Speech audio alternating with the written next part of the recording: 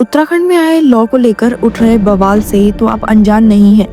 जब से BJP lead state ने यूसीसी यानी कि यूनिफॉर्म सिविल कोड लागू किया है, तब से उस पर कई लोग अपना क्रिटिसिज्म और ऑब्जेक्शन दे चुके हैं। पहले तो बस लीगल एक्सपर्ट्स ही थे जो इसके खिलाफ थे, लेकिन अब आम जनता के लोग भी इसको अपोज कर रहे हैं। ऐसे में मामला गंभीर तब हुआ जब कई लोग यूसीसी के कुछ प्रोविजंस को चैलेंज करते हुए उत्तराखंड हाई कोर्ट जा पहुंचे। पिछली हियरिंग में उत्तराखंड हाई कोर्ट के चीफ जस्टिस जी नरेंद्र की बेंच ने जमायते उलमा हिंद की पिटीशन पर सुनवाई के दौरान स्टेट गवर्नमेंट से कहा था कि 6 हफ्तों के अंदर यूनिफॉर्म सिविल कोड को चैलेंज करने वाली पिटीशंस पर अपना जवाब दे। साथ ही कोर्ट ने ये भी कहा था कि अगर किसी भी व्यक्ति पर यूसीसी के तहत कोई एक्शन होता है तो वो डायरेक्टली कोर्ट के समक्ष आ सकता है।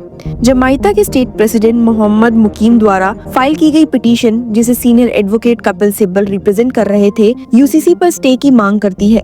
लेकिन पिछली हियरिंग में कोर्ट ने तुरंत स्टे देने से इनकार कर दिया था, पर बेंच ने जरूर कहा था that if any individual is affected, they may approach this bench. If action is taken, please come. अब इस स्टेटमेंट के बाद तो जायज सी बात थी कि लोग यूसीसी के प्रोविजंस को चैलेंज करते हुए हाई कोर्ट आएंगे ही, तो ऐसा ही हुआ है। एक और पिटीशन अब हाई कोर्ट के सामने है, जिस पर कोर्ट ने बीते दिन सुनवाई भी की है। इस सुनवाई के दौरान उत्तराखंड हाई कोर्ट ने यूनिफॉर्म सिविल कोड को लेकर स्टेट गवर्नमेंट को कटघरे में खड़ा कर दिया है। पिटीशनर्स का कहना है कि ये कानून सर्वेलेंस का एक टूल है, जबकि सरकार इसे महिलाओं की सुरक्षा का जरिया बता रही है। लेकिन असल में सच क्या है? यूनिफॉर्म सिविल कोड पर एक और बड़ा कानूनी संघर्ष देखने को मिला जब उत्तराखंड हाई कोर्ट ने एक पीआईएल पर सुनवाई करते हुए स्टेट गवर्नमेंट से सवाल किया कि क्या वो कुछ प्रोविजंस दोबारा रिकंसिडर कर सकती है। जस्टिस मनोज तिवारी और आशीष नेथानी की बेंच ने सॉलिसिटर जनरल तुषार मेहता से डायरेक्ट पूछा, mister SG, can you invite suggestions afresh? You can consider wherever changes are needed and we can incorporate it. You can impress us upon the state legislature to bring out necessary changes. SG Mehta, जो Uttarakhand government के पक्ष रख रहे थे, उन्होंने तुरंत कोई commitment नहीं दी, मगर ये जरूर कहा कि वो इस मुद्दे को एग्जामिन करेंगे। Suggestions were invited and it was only after the consultation process. He said each provision has come objective in mind. By and large, the objective is to ensure the protection of a woman who is generally vulnerable partner.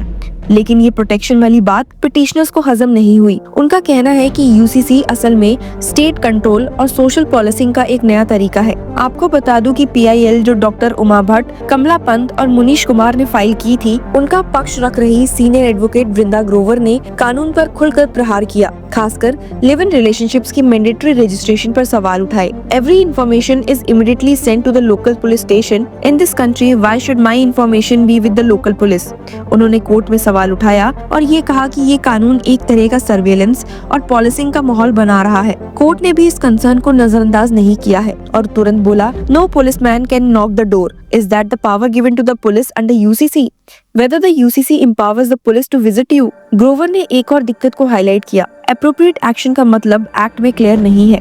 She said any person can go and file a complaint that this person is living without registration. It asks women if they are terminating a live-in relationship and to inform if they are pregnant.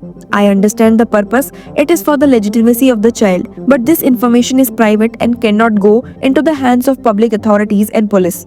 Grover ने argue किया कि UCC जो महिलाओं के अधिकारों की सुरक्षा के नाम पर बनाया गया है, असल में उनकी जिंदगी और मुश्किल बना देगा। उन्होंने वार्न किया, we are going to create a situation where women will be worse off, they will be subjected to social humiliation every day. उन्होंने बताया कि अगर किसी भी रेगुलर शादी का रजिस्ट्रेशन भी यूसीसी के तहत किया जाए तो पहले एक स्टेटमेंट सबमिट करनी होगी जो पेरेंट्स के पास भेजी जा सकती है, लेकिन लिव इन रिलेशनशिप के केस में पुलिस को इन्फॉर्म किया जाएगा। She submitted, the police will be informed of personal decisions while it is being presented in the name of a woman that they will get rights and violence against women will be diminished. It is going to create a situation where there will be familial intimidation and social coercion. We are in a society where you also have honor based crimes. लेकिन court ने ये कहकर बात टाली कि कभी-कभी larger good के लिए कुछ राइट्स सैक्रिफाइस करने पड़ते हैं। बेंच ने कहा, for the larger good you have to compromise on some rights, more often that not it is the woman partner who would be vulnerable. The child born out of that will not be treated as a bastard. He will get a share in the family. लेकिन क्या ये reasoning सही है? High court ने accept किया है कि पहले लिव इन रिलेशनशिप्स को समाज में अच्छा नहीं माना जाता था, लेकिन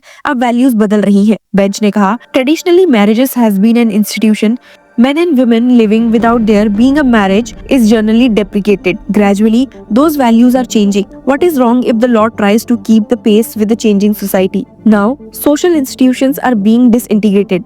These relations give birth to a child as well. It is not just these two individuals. लेकिन ग्रोवर ने इसका तुरंत जवाब दिया और कहा कि यूसीसी कुछ प्रोविजंस अनकॉन्स्टिट्यूशनल है और सुप्रीम कोर्ट के case Puttaswamy versus union of India judgment के अगेंस्ट है, जिसमें राइट टू प्राइवेसी का रीअफर्म किया गया था। उन्होंने सवाल उठाया, to register on the portal the first thing I have to do is to link my phone with my Aadhaar. The law states that I need not. How can you in teeth of Puttaswamy judgment say link your mobile with आधार? इस पूरी सुनवाई के बीच में ग्रोवर ने request की कि UCC के तहत उनके क्लाइंट्स एक लिव इन कपल के अगेंस्ट कोई भी कोरेसिव एक्शन ना लिया जाए। कोर्ट ने स्टेट को कहा कि 1 अप्रैल तक अपना जवाब फाइल करे और रिकॉर्ड किया कि अगर किसी व्यक्ति के अगेंस्ट पीनल एक्शन लिया जाता है तो वो इस बेंच के समक्ष आ सकता है। एसजी मेहता ने भी वक्त मांगा और पिटिशनर्स को आश्वासन दिया that the petitioner may not worry as the SG was himself in the court. लेकिन क्या ये एश्योरेंस काफी है? उत्तराखंड का यूसीसी जेंडर जस्टिस और सिविल लॉज की यूनिफॉर्मिटी के नाम पर लिया गया था, लेकिन आज की सुनवाई ने दिखाया है कि ये मुद्दा सिर्फ एक लीगल रिफॉर्म ही नहीं बल्कि सामाजिक और पर्सनल राइट्स का भी है। कोर्ट प्राइवेसी कंसर्न्स को एक्सेप्ट कर रहा है मगर लार्जर गुड का भी जिक्र कर रहा है। स्टेट का कहना है कि यूसीसी महिलाओं की सुरक्षा के लिए है, लेकिन मिसयूज का सेफगार्ड अब तक क्लियर नहीं है। पिटिशनर्स को डर है कि ये कानून हैरेसमेंट, सर्विलेंस और सोशल पॉलिसिंग बढ़ाने का काम करेगा। अब सबसे बड़ा सवाल ये है कि क्या उत्तराखंड अपने यूसीसी में कुछ चेंजेस करेगा या फिर इसे बिना किसी बदलाव के लागू किया जाएगा। हाई कोर्ट ने इस पिटीशन को भी उन सभी पिटीशंस के साथ जोड़ दिया है जो 1 अप्रैल को सुनी जानी है, जिसमें जमायता के साथ साथ दूसरी प्लीज भी हैं जो यूसीसी को चैलेंज करती है। आपको बता दूं कि जमायता की पिटीशन कई सारे एंगल्स को चैलेंज करती है। उनकी पिटीशन में कहा गया है कि यूसीसी के रूल्स और प्रोविजंस जो शादी, तलाक, विरासत और लिव इन रिलेशनशिप से जुड़े हैं फंडामेंटल राइट्स के विरोध में है। पिटीशन में ये भी कहा गया है कि ये मुस्लिम पर्सनल लॉ शरिया एप्लीकेशन एक्ट 1937 के प्रोविजंस के खिलाफ है जो मुस्लिम्स को अपने मजहबी कानून के मुताबिक जीने का अधिकार देता है। सिर्फ इतना ही नहीं, पिटीशन ये भी कहती है कि यूसीसी में शादी और लिव इन रिलेशनशिप्स के लिए प्रोहिबिटेड रिलेशनशिप्स की लिस्ट तय करना आर्टिकल 14 और आर्टिकल 19 का उल्लंघन करता है। साथ ही ये फंडामेंटल राइट टू प्राइवेसी के भी विरोध में है क्योंकि ये एक व्यक्ति के स्पाउस चूज करने की फ्रीडम को रिस्ट्रिक्ट करता है। It argues that the Muslim personal law application act 1937 has been held in Shayara Bano versus union of India 2017 by a 5-judge bench of the Supreme Court not to be a law regulating divorce or marriages or succession but is considered as a special law providing the Muslims option to be governed by Muslim personal law in all questions save questions related to agricultural land। कि Uttarakhand government अपने UCC को defend करने के लिए क्या arguments देती है और कोर्ट का अगला कदम क्या होगा। So stay tuned with Law Chakra to know more information on this case.